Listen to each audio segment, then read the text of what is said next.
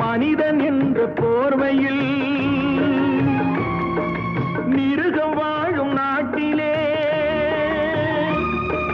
நீதி என்றும் நேர்மை என்றும் எழுதி வைப்பார் ஏட்டிலே,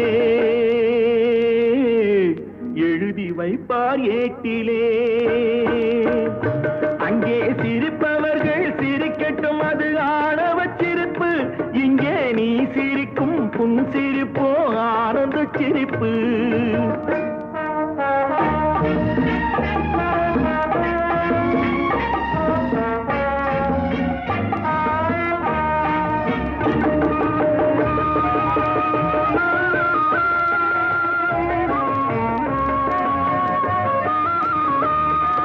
நாணல் போல வளைப்பதுதான் சட்டமாகுமா?